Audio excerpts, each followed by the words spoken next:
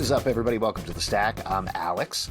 I'm Justin. I'm Pete. And on The Stack, we talk about a bunch of different books, whatever it's called, a bunch of different books that have come out this week. Let's kick it off with a big event from DC, Lazarus Planet Alpha from DC Comics, written by Mark Waid and Gene-Lung Yang, art by Ricardo Federici and Billy Tan. This is spinning out of not just the world's finest book by Mark Waid, but also Batman vs. Robin, also by Mark Waid, and blowing it up in a big way, pun certainly intended, as a Lazarus pit explodes all over the planet and starts raining down and causing havoc with magic. Pete, you have some questions. Take it away. Well, no, I just wanted to say, as you guys remember from the live show, this was one of my favorites. This is the one I was looking forward to. So I was really impressed by this, blown away by it. Also, before Justin can say anything bad, I wanted to get in some positive stuff. This is just great DC team up action. I really enjoyed it. Fantastic last page. Robin kind of stepping up. I was hyped about it. I thought it did a great job of creating just kind of a fun DC event. It felt like I was having fun. Yeah, I really enjoyed this as well, Pete. Because the art, I feel like, on this book really leads it and establishes a different tone. Agreed. The writing really backs up, where we're getting into some real gritty crisis magic situations. That feels like a fun turn when so many of DC's events are like these big, ultra dark, expanded things that are crisis based. This feels a little bit different and a little bit more down to earth. I really like the fact that Monkey King kind of seems to be leading this in terms of tone and everything. We got that great backup from Gene-Lung Yang and Billy Tan that is very fun. And seems like he's Monkey Prince. Monkey Prince, excuse me. He's not a king yet. He's a little young. He's getting there. Monkey Prince, it seems like that is seeping into the main story as well, which is fun. And it also seems like he's going to be a bigger player going forward. I do have one enormous quibble I want to throw out there. Wait. While we're still talking positive and while you're talking about monkeys, you're right. The art is super type bananas, Justin. It is just You know, I tell you what, it finally makes sense. It's all been leading up to this banana Monkey Prince compliment. I'll tell you what, I don't like it when Damien Wayne is so tall. I'm just going to say that. I feel like there's this curve with drawing Robin. Wow, look at this. They have a tendency to start looking the same. It's weird when point, you have a characteristic of somebody and then they just change the height out of nowhere and then everybody else is okay with it. I understand this is about Wolverine. I knew you were going to call this out, but here's the thing. Damien Wayne is physically different from Tim Drake and Jason Todd and 100%. Dick Grayson. And when somebody draws them differently, this is nothing necessarily against Ricardo Federici's art, which I agree in this book is really nice. It's very dark, tinged superhero comics that matches the story well, like we were saying. But Damien is the size of Tim Drake, and it bothers me. That's all. So a lot of things to unpack there. First off, so you're saying Damien is a hashtag short king, and you will not accept any other. He is a short. Oh my God! I just what I was about to say. Well, he's a short, angry dude, and that's who he should be.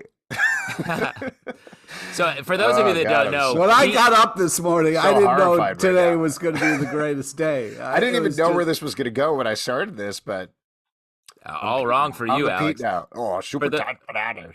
For those of you that don't know, there's a little bit of backstory here, and that Pete, huge Wolverine fan, dislikes Hugh Jackman as Wolverine, the seminal Wolverine in all other forms of Wolverine content. I don't dislike him. I just wish they would shoot him short, the proper height. Like, if they're going to have someone who's tall, you got to cut him down. Like dwarf style. They got to do it dwarf style, where he's walking around with his shoes on. Dwarf off. Exactly. Yeah, exactly. You know, the opposite of what they do for Tom Cruise, you know what I mean? And then just, because that's who the character is. Yeah, I get you. Tom Cruise is Wolverine. Makes total sense. No, that's not what I'm saying. Well, no, what he's saying is Tom Cruise traditionally stands on an apple box, so he is the size of his female co-stars, but they got to do is some sort of reverse apple box. Right. Yeah, an apple hole. An apple hole. Dwarf on golf him. So that it makes You want to sense. hobbitize him. And I'll tell you what, I don't think it's necessary. But I do want to say, to your Ask point, Alex if he thinks it's necessary. Ask him.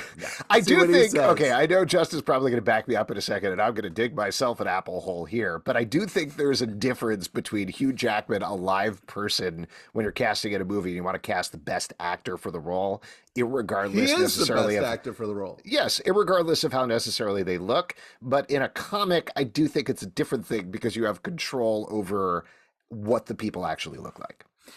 First off, Damien may have hit a growth spurt. He's only like, what, 11, 12 in the comics? So, like, he is very much eligible to grow. You should know that. Can I respond to that point, or do you want to keep going? Please. I have another point that's more because positive. That is another thing that bothers me in comics, and we really shouldn't spend too much time on this because we have a lot of other comics to talk about. A ton. But I have a problem with that the younger characters always grow up and they're like, well, I hit a growth spurt. Now I'm an adult. Now I'm getting married. Now I'm getting older and I have babies. That's how it works, though. And the older characters, Batman's like, I'm 35 forever. Doesn't make any sense. I think all of those things are our actual dreams. So 35 forever, amazing. Oh my The second God. thing I was going to say is I do agree with you that part of Damien's character is being smaller. It's him having like a chip on his shoulder about his height. He's absolutely deadly, but he's smaller. So it does make a little bit more sense. But I will say Damien is taking the lead in this book, and it feels like this is sort of his event. So making him like a little bit taller as if he's growing into a role, maybe part of the so story. when he backs off and say like Monkey Prince steps up, he'll get a little shorter, you think, in the art? Yeah, exactly. Modular art. That's how I am. When I'm shy, I'm so tiny. I'm Agreed. so tiny. My voice gets smaller. Anyway, good book. We got to talk about a lot of stuff. That was definitely my fault. I apologize about nothing. Predator #6 from Marvel, written by Ed Brisson, art by Kev Walker. This is the end of this arc and technically the end of this series, though they're rebooting it with a new story starting in Predator 1 later on this year, maybe even next month. But this, how do we think that it's wrapped up? Pete, I know you were very high on this story and really enjoyed it. Oh, thank you. Yes, this was, I thought, such a great way to end it. I was real hyped by the ending. Like the all caps, like I'm gonna hunt them, was just so badass and a fun, I think, homage to Predator and what it's kind of about. So I thought they just did a great job. Saved the last story for last to kind of like, hopefully be more because they did such a good job with it. And it also had like an old school TMNT art with some color though. But people are kind of bulky and kind of like 80s looking. I love that too. So this really hit a sweet spot for me. And I thought really went out on a high note. You like that they were a little bit turtled. Yeah, exactly. Turtle 'em. You know what I mean? When in doubt, turtle 'em. Could we just, a great art, great first pass, but could you turtle them up a little bit? Yeah. It's a classic note. I also enjoyed this series. I'm excited for the reboot here. The thing with it, I wish the fight was a little bit more, it happened fast. Like I wanted more of a sort of an intense final battle. It felt like the Predator got beheaded pretty quickly. Dude, what? I mean, that's not a bad. He's been waiting his whole life for that moment, dude. You know what I mean? In the heat of the battle, he got kind of caught off guard, and then he fought his way back. I mean, you only have so many pages. You know what I mean? Yeah, I think what Justin is saying is we've been building up to this battle between this woman who watched her parents killed by a predator. She's traveled her entire life. And a lot of this issue, in a very badass and violent way, was spent with the predator taking down everybody else that was between them. But I agree with you, Justin. I think I like this story enough that I would have loved another issue that was just them balls to the wall going at each other. Toe. Yeah, exactly. That would have been very cool. But as is, I think this was a great story. I agree with you guys. If you didn't check it out, definitely pick it up and trade. I mean, it says really reads really well as like its own standalone Predator movie. I mean, it also says about how good it was that you want more. So I think that's also positive. Absolutely. Yeah.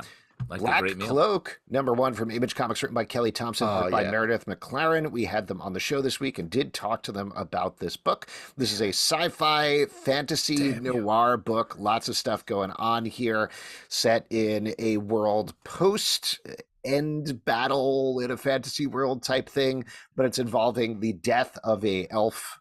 Oh, I'm going to get the title wrong again. Prince? I assume. Is it a princess? I believe it is member of the royal family. Member of the royal family, and the ex-girlfriend, kind of, who is a Black Cloak, aka elite police officer, who's investigating it. As we talked about on the live show, I think this is awesome. Kelly Thompson, we love everything that she does, but Meredith McClaren's art is so unexpected and lovely in this book, from the colors to the line work. I was really blown away by this.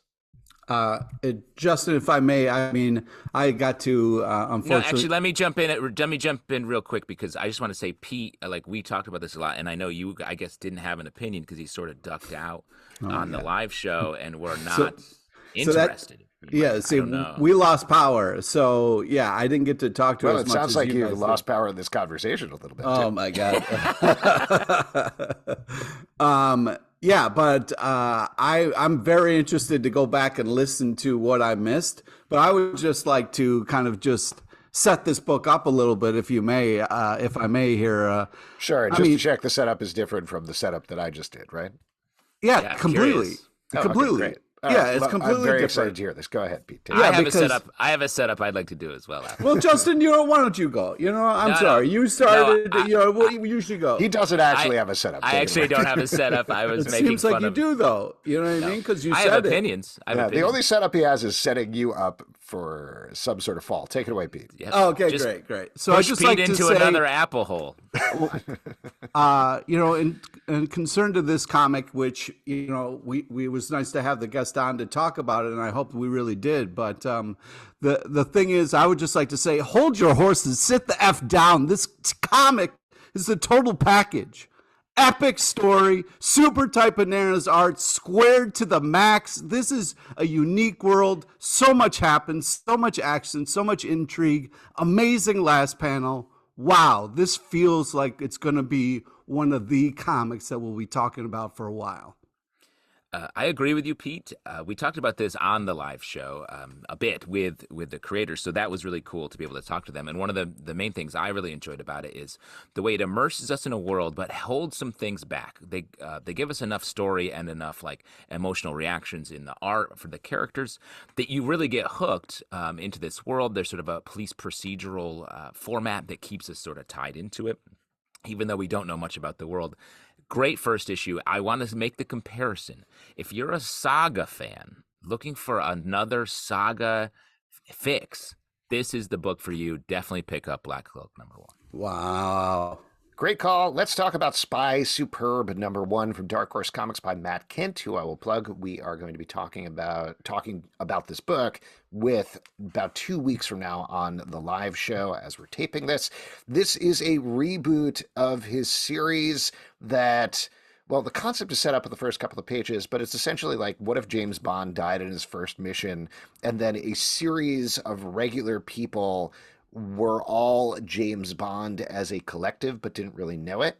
We meet a new person who ends up being the new Spy Superb of this issue. He's basically the worst person in the world. I love this book. I love Matt Kindt's art. I thought this was so fun and so funny throughout. Very violent as well. But what did you guys think? Yeah, I mean, I'm excited to talk to him about this. But what's surprising is the premise, the way the art portrays the setup, the way you're kind of thrown into the story. It's a lot cooler than it kind of like sounds. It seems more original. And when you say like, oh, worst person is now the agent, it doesn't, I think, do it enough justice, because it's like an average person, or maybe somebody who isn't trained or, whatever, is just trying to live their life and is then thrown in this they set it up. They set it up in the book. He's a jerk. Yeah, the dumbest worst person for this. Like, they literally say that in the text. Yeah, I mean, but I mean, also like... Oh, but you're giving the benefit. You can change him, Pete? Is that what you're thinking? Oh, my God. You think you should. I have a shot? You think he'd really listen to me? Yeah, I just think it's one of those things where it felt like it was coming across more like it could be anybody who all of a sudden their phone is switched out, and then they have to like take it to some whatever. Oh, no, but this guy is a piece of shit. Let's Agreed. Yeah. I also really enjoyed this. I feel like the way that it goes between sort of high action and intrigue, espionage, and just straight up very funny everyday stuff with this guy who's just being a total dick to everybody around him was great. And the moment when he's finally confronted in his home with the action world that has pulled him in, I thought was really cool. Definitely looking forward to more. And as all of Matt Kindt's stuff, it has like a total package element where you get a lot of just cool things in the front and back and everything. Wonder Woman 795 from DC Comics, written by Becky, Cloonan, and Michael W. Conrad, and Jordie Bellaire. Art by Amancay, Nahuelpan, and Paulina Ganucheau. In this issue, we're really ramping things up with Wonder Woman's war with the gods that has been brewing in the background. There's some big action scenes throughout here. How are you guys feeling about this arc so far? This is a great time. Go ahead. This villain is bad news. I like the way that he's set up as is it Eros, to get my mythology correct, like as a jerk to both Wonder Women we have here, one more personally and one just as a general foe. I think the biggest thing about this run, Becky and Michael's run on this book, is the amount of world building and the way they're able to sort of set stuff up, leave it on the table, and then pick it back up later. They're really building sort of their own mythology epic here. Yep. And I'm sorry, Pete, were you about to? Yeah. I really love the kind of the team up, the battle sequences, and keeps me, the reader, very interested on where it's kind of going. Talking a little bit about Justin, like picking back up where it left off. It does it so well. You feel kind of very cared for as someone who picks this up continually, and it's a really great team of writing and art. And also the backup has that kind of like, if you like the She-Ra series on Netflix, it feels like a continuation of that, and the art is really kind of that style as well. So it's great.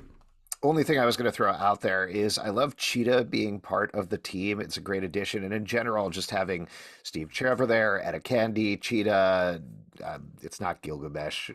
But who's the? Yeah. It is Gilgamesh? No, it's not Gilgamesh, but I know who you mean. Yes, there you go. Whoever the character who is showing. Anyway, this expanded team for Wonder Woman, I think, is very fun. The romance angle that we don't know what's happening really at all, and they again, it's on the table, but they don't really reference it, assuming they will at some point. The Avengers War Across Time, #1 from Marvel, written by Paul Levitz, art by Alan Davis. This is another one of these titles from Marvel that they've been putting out pretty regularly that reunites classic teams on new tales that fit into old continuity. Here, this is a very classic Kang tale going all the way back to the beginning of the Avengers. They fight a possessed robot Hulk here. I think, and I say this in the best way, you know what you're getting when you're getting Paul Levitz writing, right, Alan Davis doing the art. It's right there. And my big impression out of this, I frankly do not spend a lot of time on the darker corners of the comics internet, but I'm very well aware that for decades now, there's griping about like, oh, God, I hate all the woke changes that are coming to Marvel. Why are they doing this? From absolutely terrible people. I 100% guarantee you those terrible people are not reading these titles that are specifically geared towards, if you liked it 20 years ago, here you go, which just points to the fact that they're terrible people, and that's pretty much it. That's very much like a side thing to this issue, but while reading this, I was like, none of you are reading this, right? Like you're not even bothering to read the thing that you've been demanding from Marvel for years because you just want to complain about shit all the time.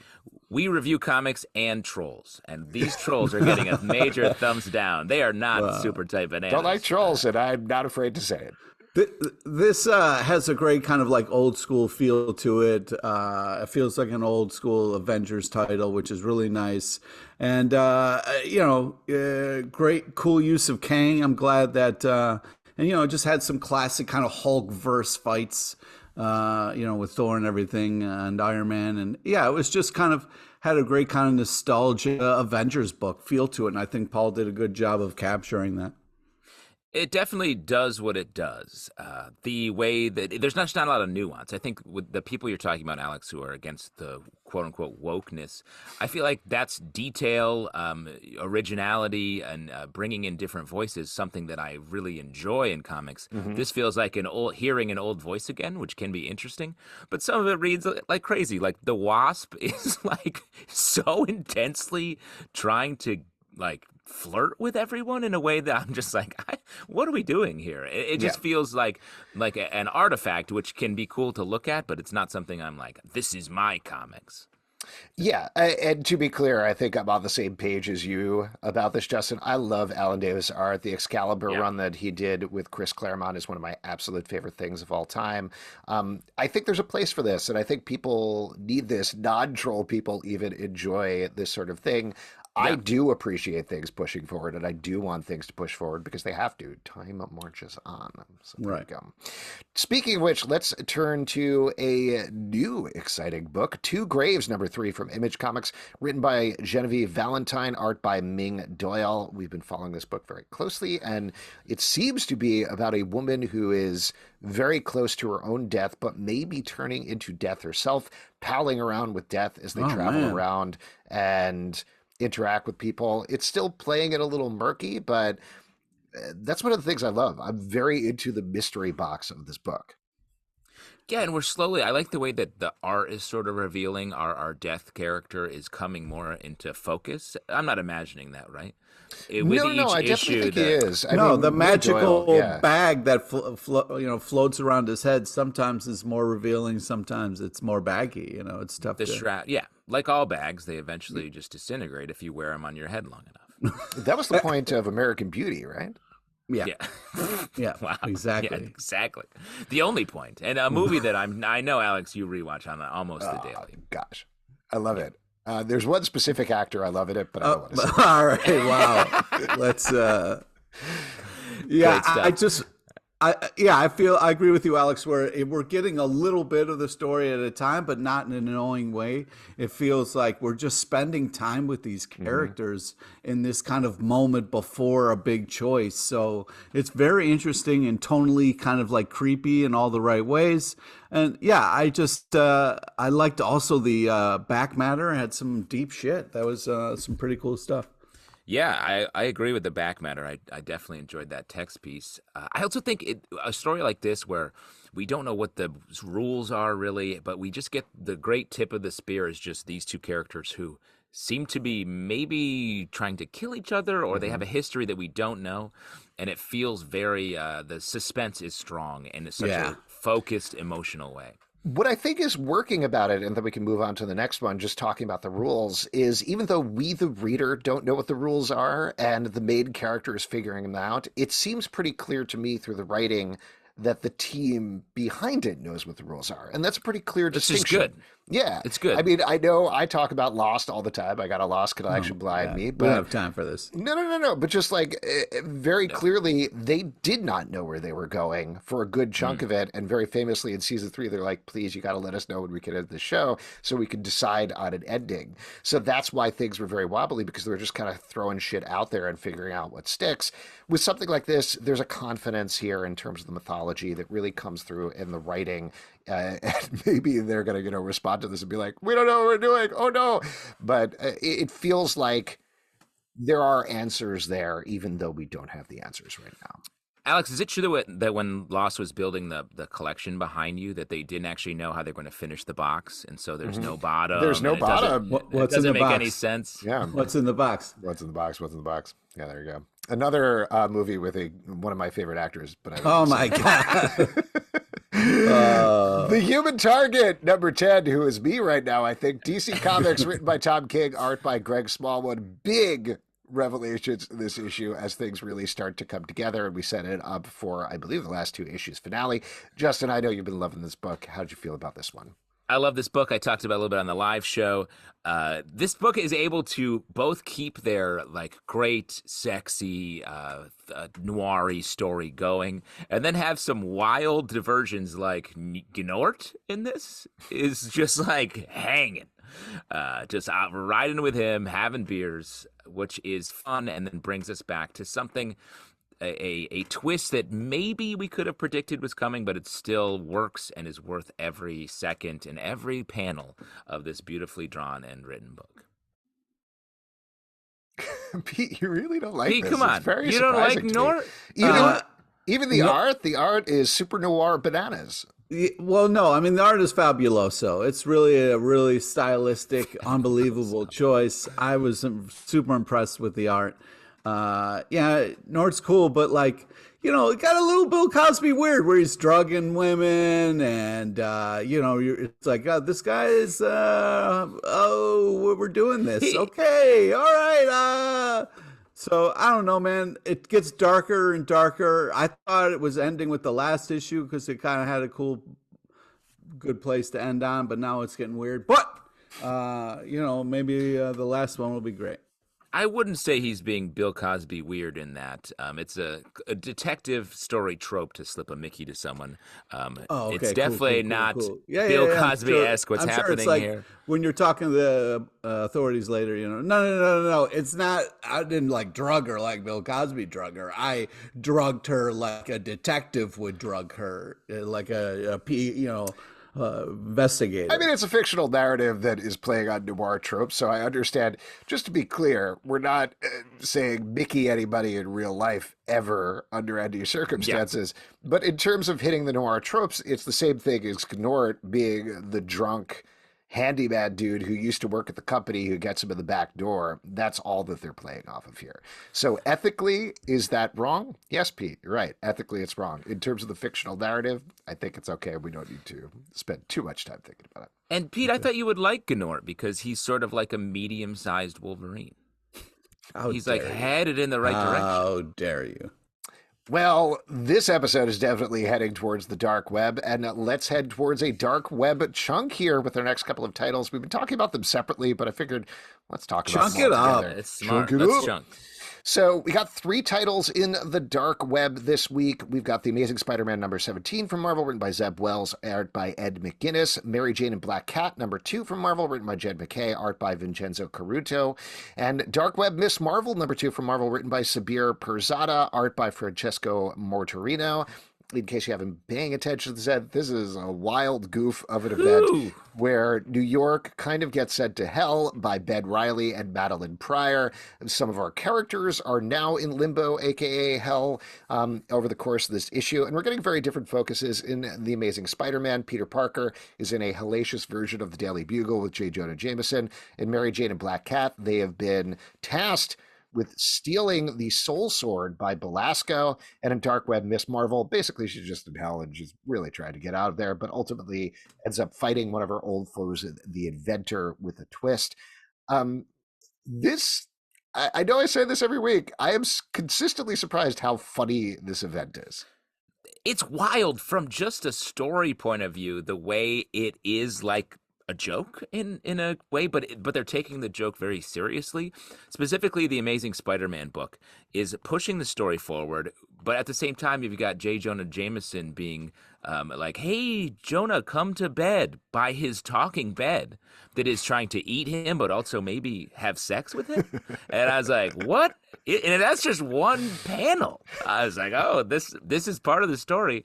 Jonah is like, he could walk out of this and be like, yeah, I fucked my bed.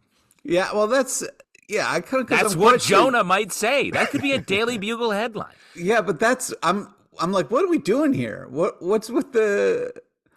I mean, sometimes it's fun. Like, I like the character mashups that we get in the Spider-Man book. That's fun. That's like a good idea turned up to 11 to kind of be a little silly and over the top.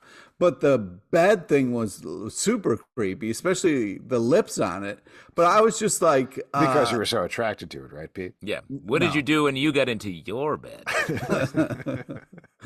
I just think it was like one of those things where I was like, there are parts of this event that I'm like, oh, this is fun. And then there are parts of this event I'm like, what are we doing?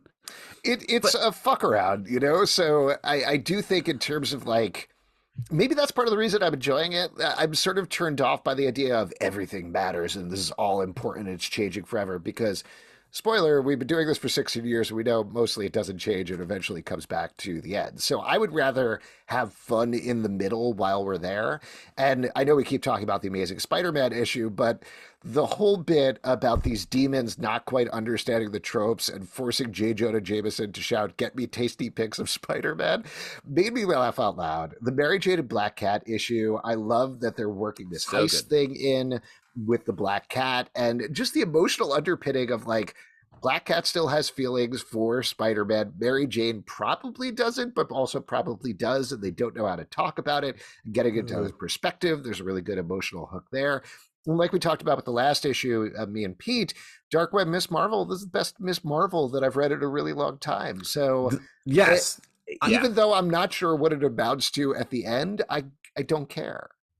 All right. Well, first off, you fast forwarded through a lot of craziness, but let me just start with the positive here. The Dark Web Miss Marvel is so great. It's so fun. The creepy villain characters like set up this cool tone. You know, her kind of like being this giant, kind of fighting her way through. It's just awesome. And then having like the touching Miles Morales moment. She's everyone's hero. Great, awesome stuff. But then we get to the Black Cat, Mary Jane bullshit. And it's like, are you serious? You're just going to be in limbo making a deal with the devil because that's what Mary Jane does. She just makes deals with devil-type characters. Why would you go back there? Why would you put her in another devil? They're both red. Don't be racist. I know that. I know that. Different devils, different okay? devil. I know. But stop having her do the same horrible thing Can over I throw and something over out again. at you? They've been dancing around this thing for a while, even though they go back to Amazing Spider-Man 1, where clearly something happened to Mary Jane. We found Spider-Man at the beginning of the first issue in this enormous crater. Everybody hated him 6 months afterwards, I believe. And we don't know what happened that broke them apart. There's been little teases that maybe Mary Jane died and came back to life, and that might be part of what's happening here. At least that's how I've been interpreting it. What if they made another deal with Mephisto? That's what I thought was kind of teased by this issue. I mean, that would be wild. Because jumping back to Miss Marvel, I thought this was a great book. It's fun. It pushes the fun stuff a lot. The walking Jersey City mosque, and the way that they sort of self-resolve that by everyone in the mosque being like, "We're actually going to be nicer to each other," and the mosque is like, "Sick, great." I thought it was great. Was really fun and funny, and it feels like it's taking advantage of the pure creative engine of this crossover to tell interesting stories that I don't think you could squeeze into a lot of other crossovers or regular books.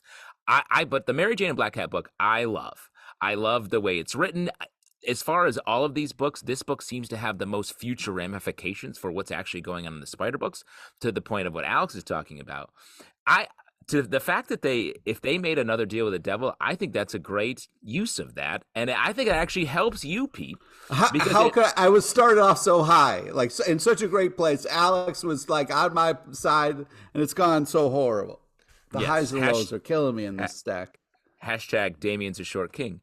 But what I'm saying, if Mary Jane is making much more regular deals with the devil, that makes the one that happened less of an iconic thing that they could maybe someday. Yeah, maybe it turns into like a cool thing that they do regularly, like every issue or something. I just really lean into it. You know what I mean? Lean into the worst decision you ever made with Spider-Man, and just keep milking. That's what we do with every joke on this show, Pete. Oh, I know. I've been here for that. We got a lot of other stuff to talk about, though. Let's move on and talk about Gospel number 3 from Image Comics by Will Morris. This is exploring a bunch of different onion layers of a story. On the bottommost layer, we got this woman who is on a big quest to stop, again, Pete's favorite character, the devil. But then we have those stories about those stories. And for the first time since the first issue, we flash out to what I assume is the modern era as they're reading these very Canterbury Tales type stories about this and delving into it. That, to me, beyond the art, which I think is phenomenal, is my absolute It's actually magnifico. Yeah, magnifico is my favorite aspect of the series. Just this idea of these nesting doll stories that are happening. It's very cool. Pete, that's fabuloso, magnifico. Are you on some sort of eat, pray, love style journey through Tuscany right now? Are you in some Italian villa and you haven't told us? No, I wish, man. That'd be cool. Because I see a little bit of pesto in your teeth. I think you're on some sort of discovery journey. I think, just to throw it out there, this is just a theory of mine. I think Pete followed some sort of sexy bed to Italy to try to win it over. Oh boy. Ooh. Oh boy. Eat, Pray comics, or I guess eat tight bananas. What do you guys think about this book? Just out of curiosity. I Sorry to was interrupt. I'm so just sorry. working on something there. I love this book, and the idea of, because we've had stories about stories a million times in comics, but what I like about this, the little twist on it, is you have your character in the past who's like, I want to be important in a story. And you have your character in the present day being like, I like this story with this character who tried to be important in the story. And there's going to be just some point where those two ideas meet, and I think that's a really smart take. The art is awesome. This great highwayman confrontation scene that sort of leads off this issue, I thought was really cool. Yeah, it's really impressive what this is pulling off. I mean, they're doing it in such a creative, impressive way. The weaving the stories. The art is just, I mean, it's top notch. It's really just unbelievable and worth it for the art alone. The Flash, 790 from DC Comics, written by Jeremy Adams, art by Roger Cruz. Now, normally I leave The Flash off the stack because the way this discussion goes is... That's Alex's I really like stuff. The Flash. Here's the thing that I like about this issue is that you guys are like, I don't know, he runs fast, who cares? But this is the beginning of a new arc, so I figured it was worth revisiting it. It's called The 1 Minute War, something that they've been teasing for a good long while, as the entire world is frozen and an entire war with all of the Flashes, the only people who are unfrozen, happens over the course of 1 minute, which I think is a very cool concept, very fun, perfect for the Flash. This issue starts off in apocalyptic fashion, but I think does a really good job of setting up, reminding you who the characters are, where they are, and what their emotional arcs are going to be over the course of this story arc. So I enjoyed it. Now your guys' turn where you talk about how he runs fast and it's boring. Take it away. He does. Well, here's the thing. He does run fast, but I don't know if you noticed, but there's like 9 other fast people in this. Well, they're all running fast. Let's hope the solution is if we can only run fast together, we can save the day. But listen, I agree with you, Alex. This is a great jumping on point right here. Like if you're going to get into the Flash, you should really, this is the beginning of something. So this would be a good issue to pick up for sure.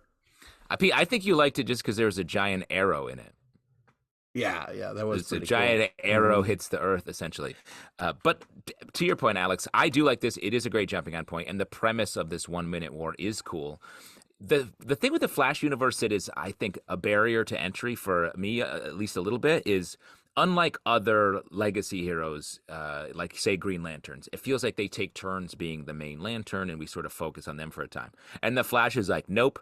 Everyone's always the Flash. Always here, and we're always the Flash. We're always talking about everyone. Everyone's we got like 10 deep. What you need? Wally's like, hey, I'm gonna go talk to Barry. And he's like, oh, we should go bring Bart. Let's go see Bart. And like, oh, Mr. Max Mercury, let's get him over. It's like everyone's always hanging out. They're like, I don't disagree with you that it's a lot, and it's definitely the point where it's like 2 Kid Flashes with this issue being like, I'm Kid Flash, and the other was like, no, I'm Kid Flash. I was like, this is a lot. This is a lot right now. This is so much fun. Yes, even though they are very different characters, and they have very different needs and wants, and they approach situations in different ways. That's all fine, and I like them. That's also I like the different ones. It's just funny. I'm like, let's just talk about one of them for a while. When they're always they're like, it's like a bunch of neighbors being like, hey, I'm here, and it's like, I live here. We don't always have to hang out. Yeah, but that last page though, I don't think that's gonna stick. I don't think so either. No spoilers here. If it does stick, that's bad. Yeah. So we can talk about that more potentially at the next issue. Miles Morales, SpiderMan #2 from Marvel, written by Cody Ziegler, art by Federico Vincentini. This is continuing the soft reboot, I would say, of Miles Morales. Back to basics here, working with his family, fighting some villains, dealing with some family stuff. He's been going through some wild adventures over the past couple of years, so this is bringing him back to be, as he's called here, the Brooklyn Spider-Man, which I think is a really nice, fun place to put him. How'd you guys feel about this issue? I think you're biased.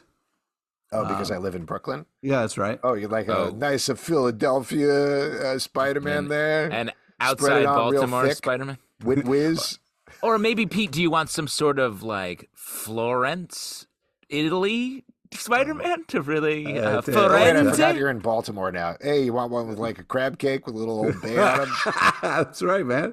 Yeah, Justin, what did you think about the way this started? Here's Miles Morales talking about how he's always late. You know what I mean? Did it like ring? Did you hear any of that? Did that get into you at all? Stop trying to put out the vibe. I'm on time all the time. I've changed. I'm a new man.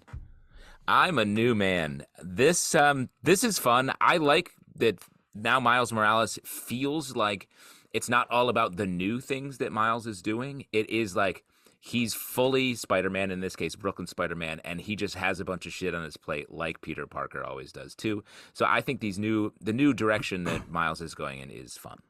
I like the Misty Knight team up really well, and I thought that really worked. Also, the Scorpion kind of like back for more was a great idea. I'm having a good time with this, and you can't ghost people. And if you're late, you got to try to improve your life. Dark Ride number 4 from Image Comics, written by Joshua Williams and art by Ed Brisson. In this issue, we're getting some big revelations about our cast here at our horror-themed theme park. I'm loving this book. It is dark. It is violent. The mysteries are interesting. Justin, what do you think?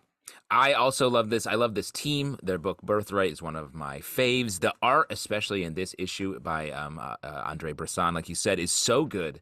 It splits the line between being like fun and sort of down to earth with being like really creepy and scary. The last like 6 pages are this one thing happening. I won't spoil it, but it's not pleasant what happens to the person, and it's very cool to watch. I agree with you that this is scary as shit. I mean, this is really, it's a little intense, man. It's almost too scary, and almost is like pulling you out of the story a little bit because you're like, too scary? Yeah, it's that's too not scary. True, but you're sensitive to scary things. Sure. So that's because I find it to be, I'm impressed by how much fear they can conjure with this comic. And maybe you're scared because, like, the guy that gets sort of got at the end of the issue looks like you when you would cover the Comic-Con Artist Alley, Pete Streetbeat. Yeah, man, it's intense out there, all right? That mask, it was so gross. And the fact that they stayed on it and the blood was just dripping down with all the teeth, that was fucked up, man. Yeah, that's what it's got to be when you're doing a thing about a horror-themed theme park. They're going hard, and I love it. Batman and the Joker, the Deadly Duo, number 3 from DC Comics by Mark Silvestri. In this issue, Batman is faced with a deadly choice that was left for the Joker. Meanwhile, it turns out that these teeth out of these hybrid Joker, Batman, whatever things is going on, infect other living tissue. So lots of stuff going on here, including the villain seemingly revealed. I was a little iffy about this the first issue, but I am enjoying this story more and more as we go along. It is a very classic Batman tale paired with some Mark Silvestri art. How are you guys feeling? Yeah, I think... Oh, go ahead. I would say I agree. It has a more of a horror element and like a body transformation element than I expected. And I've been enjoying that. Mark Silvestri's art is very cool. Yeah, I think this is, they have some creepy covers on here to kind of really set this tone, but I'm having a great time with this team up. I think it's creepy in all the right ways and kind of super interesting. Daredevil number 7 from Marvel, written by Chip Zdarsky, art by Rafael De La Torre and Marco Cicchetto. In this issue, Daredevil takes the villains that he's been training and trying to rehabilitate on a field trip back to the mainland. I mean, that's essentially what it is. Field trip. Yeah. Yes, Field but it's trip. also setting up finally the huge confrontation with the Punisher that seems like it's going to happen the next issue. This is intense, period. Pete, what are you going to do here? Daredevil versus Punisher? And it feels like this isn't screwing around. They're not going to eventually team up. They're mad. They're going to fight. That one of them may be dead. This issue, the whole time I had like Final Countdown playing in my head, like doo-doo-doo. This is really such an amazing build-up. This is such a cool, holy shit, I can't believe this is happening. I'm scared, because you don't want to see your parents fighting, but what's going to happen and who's going to win. It's a great time to be alive. I'm very anxious and worried, but also couldn't be more excited for the next couple of issues. This is just super tight bananas art. I'm having a blast. And just to be clear, when Pete said that it's weird to see your parents fight, he was actually co-parented by the Punisher and Daredevil, and that explains a lot. Explains a lot. Yeah, they were sort of your deadly duo, if you will. Oh, okay. Nice. It also explains why the final countdown is playing in your head at all times. Something I know to be true, having known you for going on like about 20, 30 years at this point. Yeah, at this point, sure, yeah. The Dead Lucky, number 5 from Image Comics, written by Melissa Flores, art by French Carlo Magno. In this issue, our mech pilot, who has some ghosts and electricity powers, is taking the fight to the robots that have taken over San Francisco. We're also finally getting some clarity about where this sits in the whole massive verse, with the appearance of a villain from over in Radiant Black, which I like quite a bit. I enjoy this title. I think it's well written. What do you guys think? I love the power set of Dead Lucky, like the ghosts meet tech, meet trauma coming from being a soldier. Like all of those story points really work together well, I think. This is the one from the Massiverse I'm like, oh, right, this is a Massiverse book. It feels so siloed off, but it's also still works to see crossover elements happen here. Yeah, I love the cool anime feel it has to it. It's action-packed.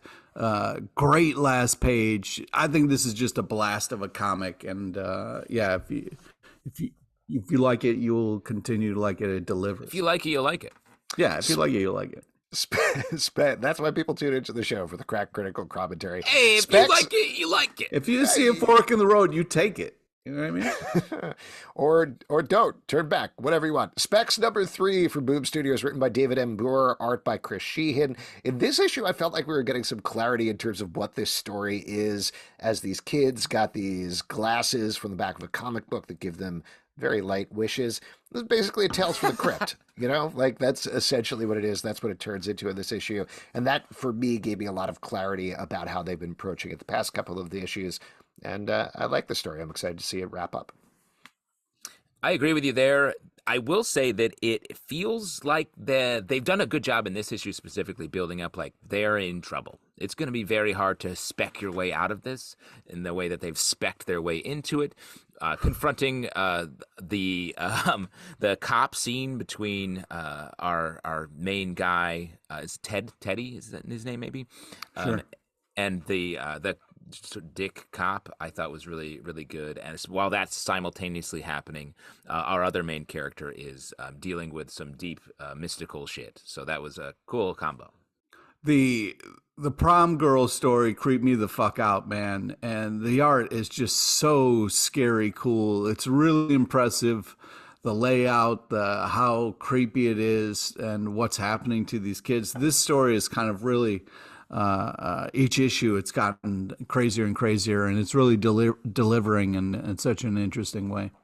Moon Girl and Devil Dinosaur number 2 from Marvel, written by Jordan Ifuko, art by Alba Glez. In this issue, Moon Girl is trying to convince her friends that there is an alien who is looking to do something, invade Earth, take over Earth.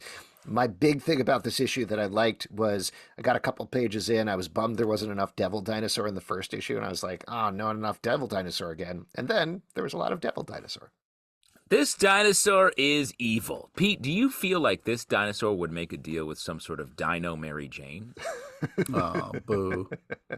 I'm just saying. Who's the Mary Jane of dinosaurs? I'm going to say Stegosaurus. You go.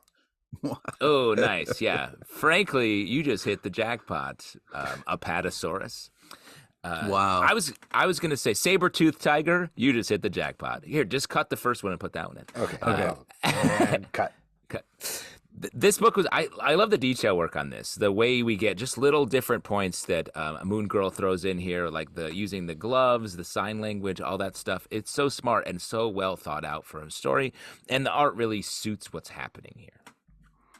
This is just super adorable, fun, except for when the whole kid getting in the van thing. But other than that, it was great. Danger Street, number 2 from DC Comics, written by Tom King, art by Jorge Fornes. In this issue, we're dealing with the ramifications of killing a child. In the first issue, a bunch of characters on the run. We find out more about what is going on with the Creeper as he works at a Fox News-style network. There's also a lot of stuff going on with a sad Darkseid who hugs the leader of New Genesis that I'm blanking on the name of. Still a lot going on in this title. I'm not 100% sure of what Tom King is going for here, even though I'm happy to take along the ride. Every time I think, oh, okay, this is about media culture or something like that, it swerves in some entirely different direction. But how are you guys feeling? Are you glomming onto it a little bit more than me? Well, I think it was a kind of a hilarious start with the helmet yelling, "Our story continues." Yeah, this is intense, and it's also kind of weird in different ways. But I feel like it's classic Tom King type of stuff where you're getting pieces and bits of a story as you're trying to put it together. I mean, the art's super tight bananas, and the hunt has commenced. Tom King, I think, is so great at really starting his stories in such different places, really pushing the legs of the tripod as far apart as possible. But we know at the end of it, it will come together because I feel like that's where he starts. And we get court antics with Darkseid, these kids on the ground. We get a former Starman feeling pretty bad about what they've done. And Dr. Fate's helmet just screaming the whole time. So that's the ultimate What more do you stew. want? Yeah. Bloodstained Teeth, number 8 from Image Comics, written by Christian Ward, art by Patrick Reynolds. In this issue, our vampire, who is supposed to be killing all of the vampires he sired, is in some big trouble. We get a lot of characters going through some crazy stuff here. That was the vaguest way I possibly could have described it. But It what did is you guys crazy think? stuff. Yes. And if you like it, you like it. There you go. Nice, good. Say Yes. no more. Yes. What do you guys think?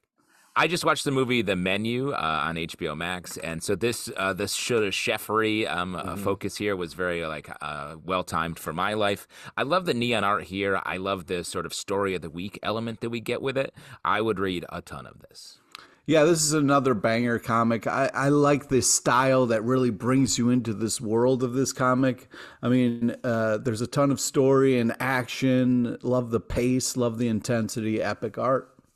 Something is Killing the Children, number 28 from Boom Studios, written by James Tynion IV, art by Werther Dildaria. In this issue, Erica is taken in by the police as a rogue member of the House of Slaughter is after her and setting her up to fail. Pete, I know you're freaking out after the end of the last issue. How'd you feel about this one? Yeah, I hope you like this one, Justin, because this was another just badass issue. Love the build-up. Love the art is just such a great world that this lives in, and I love it so much.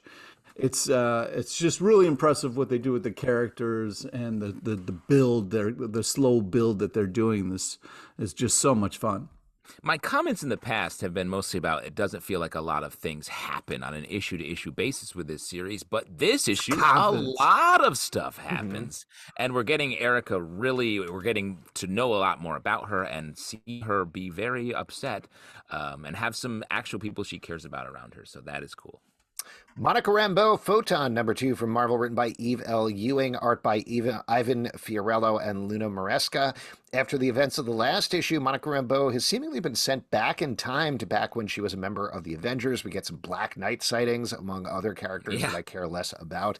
What did you guys think of? Well, sorry, we all have our things. What did you guys think about this one? I know we enjoyed, but we're a little hesitant, was my feeling, I think, about the first issue. At least, Pete, you were throwing out with all the cameos. Did you feel more on board with it in issue 2? I did. I felt like this was a kind of, okay, this is what this comic is going to be. You're going to get the cameos. You're going to get ideas kind of thrown around. So I'm more used to the pace, and I think this is an interesting Beyonder story. I'm curious to read more. I'm having a good time with this. It took me one to kind of like understand what's up, but now I'm on board. I feel like Monica when she's like, what is Dr. Druid doing hanging out with his crew? That's weird. I don't know what's happening in this story yet. I like the style, I like the tone, I like where it is, but I just want one thing to know. Are we sort of tripping through multiversal things? Like where is the reality and what is the point? Just a little nod so that we can really hook into everything else that's happening. 10,000 Black Feathers, number 5 from Image Comics, written by Jeff Lemire, art by Andrea Sorrentino. This is the last issue of the book, and our character who is searching for her best friend who was lost/murdered years ago ends up in this mystical world that she's visited before, tracks her down. Gorgeous art in this issue. Gorgeous. That's Alex's code for he doesn't like the story or know what's happening. But because I agree, it's very hard to tell what is the deal here. The art is amazing, and I like the sort of the journey and the reunion that happens in this book, but I'm like, wait, are they both dead? Do they live here now? Is this a fine place to live? Can you live here? Is this the afterlife? Is this just a weird neighborhood that they happen to stumble in? When the well, it has a mouth, do you get water out of it, or do you just get saliva because your bucket's going into the mouth and not into the well? These are the questions that keep all of us up night, right, guys? Well, I just think that this is a very artistic book that isn't kind of going through things and kind of spelling things out for you. You're kind of along for this ride, you know. It's a big swing, and I love it. I think it has an interesting tone, a very uniqueness that I find to be very impressive. Well, you should know your station, Pete. And Know Your Station number 2 is our next review from Boom Studios, written by Sarah Gailey, art by Leanna Kangas. I love the first issue of this. This is a murder mystery set on a space station for the wealthy elite. Here we have our main character, who's not a cop, but kind of standing in for a cop, is dealing with the multiple murders she may have caused, as well as detoxing from drugs. I love the tone here. I think it's funny when it needs to be. It's scary when it needs to be. The mystery is interesting. I can't wait to read more. And Leanna Kangas's art is an awesome companion to this. I love the device of the detox sort of messing up her memory, while at the same time the computer is like sort of helpful, but sort of absolutely not helpful. And we're trying to figure out like what is real and what isn't. And you just can't trust these AI chatbots, right? Yeah, I mean, this is I really love the first one. The second one, I'm not sure who's what. So like, you know, the drugging the main character, I didn't know how to feel about that. It was a little kind of like, wait, is that good? When we were talking about Human Target, though, you said you love drugging people. No, it's not. That was what just I said. earlier in the podcast. It's, you know, but I am looking forward to getting some clarity so I can go back to really loving this comic.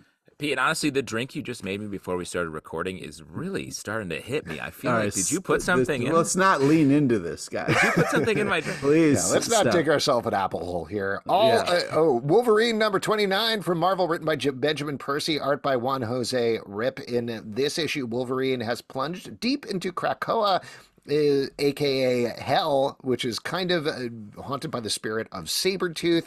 He's dealing with a lot here, but I love this metaphor of he has had his memory ripped away by beasts, so of course he goes down to the deepest depths, finds his memory, and literally claws his way out again. I think this is what we were asking for from the last issue in terms of where is this going and what is this saying about Wolverine. I think we got that here. 100%. I feel bad for my hashtag short king here, short adamantium king, because he's really been put through it, and I'm pissed at Beast. I'm having a very emotional response to this Beast thing, and I want to know if that's just our Beast, Dark Beast, or something else going on, because it's nasty, but a great walkthrough of all of Wolverine's tragic backstory here. Yeah, I mean, I'm still not feeling this. It was disappointing because it was like, okay, Sabretooth is supposed to be in the pit, and the whole last issue wasn't, you know, like the pit. So then it reveals, okay, he is in the pit that Sabretooth is apparently running, that is this hell of Fuck Island. So I was happy we got a little bit of Sabretooth, but I wanted more of a showdown or some kind of like, you know, reunion between them two, because this is supposed to be where Sabretooth is. Well, it's not Sabretooth. Sabretooth left. He just sort of infected it with the strength of his personality. Like a really good host on a podcast. Yeah. Great. But yeah, and then he just crawls literally out of hell, and then somebody's there waiting for him like, come on, we got to go do another thing. And it's like, man, this guy doesn't get a break, or everybody just shits on him, and it's a little Wolverine famously known for taking breaks. I mean, he just literally crawled out of hell. Give the guy a water or a second, something. You know what I mean? Just walking up on him like, hey, we've been looking for you. We need somebody killed. Come on. I don't know if I've ever seen Wolverine drink a glass of water, and that's a problem. Yeah. He's got to hydrate, man. All Against All, number 2 from Image Comics, written by Alex Packnadal, art by Casper Wingard. This takes place in a human zoo, either on Earth or in an alien spaceship. We're not 100% sure, but there's a bunch of aliens that are going against this human, and he is just murdering them one by one. It's like a reverse Predator. Yes, it's great. I thought this was cool and sort of a wild, a wild, deep world to jump into. I like the connection between the our main character, I guess, is I'm assuming the human, but we've mostly heard from one of the aliens as the main character, and something happens here that I would be sad to know if that is what's happening. Very confusing. Yes, it is very confusing, but I am definitely on board, particularly for Casper Wingard's art. We loved him over on Homesick Pilots, and this is some wild designs of the characters here as well. Pete, what do you think? Pete, what do you think? Pete? No, Pete disappeared for anybody listening. He had to go to a meeting. The Ones, number 3 from Dark Horse Comics, written by Brian Michael Bendis, art by Jacob Edgar. Oh, I probably should have said Pete got canceled for his statements about roofing. Yeah, it's good. Just put that in. I'll put that. Cut. Okay. The Ones, number 3 from Dark Horse Comics, written by Brian Michael Bendis, art by Jacob Edgar. In this issue, the devil, theme of the podcast, I guess, has brought the apocalypse to Earth and is facing down all of these various chosen ones. Thank you. And we find out a little bit about what's gone on in the time between when we last left them at a Chinese restaurant and now. I said this the last 2 issues. This continues to be my favorite story that Brian Michael Bendis has done in a very long time. Yeah, I agree. It feels like a lot of his earlier work where it's just so intensely committed to the story and there's less time for him to sort of do loop-de-loos with dialogue or different sort of cute things happening. It's just a fun big story that he gets to tell, and that's where he was always at his best, I feel like. So if you've been missing some old Bendis, I would jump into the Ones.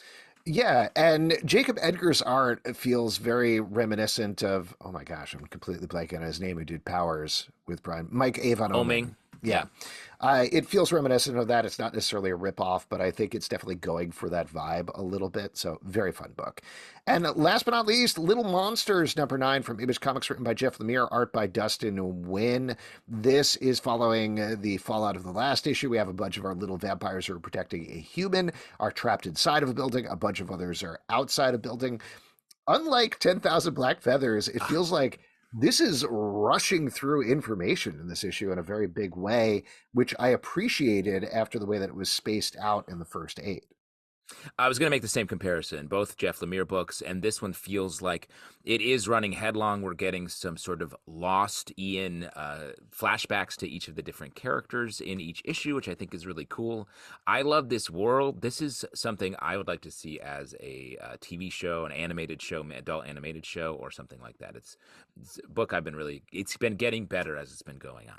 Yeah, and it does seem like it's wrapping up, or at least we're going to get some revelations about what's actually been going on in the next issue. So yeah, I don't know. I guess we'll see. If you would like to support the show and all the shows we do, patreon.com/comic book club. Also, we do a live show every Tuesday night at 7 p.m. to Crowdcast and YouTube. Come hang out. We would love to chat with you about comic books. Apple, Spotify, Stitcher, or the app of your choice to subscribe, listen, and follow the show at Comic Book Live on Twitter, Comic Book Club Live on Instagram and TikTok, comicbookclublive.com for this podcast and many more. Until next time, we'll see you at the comic book shop. # Damien Short King.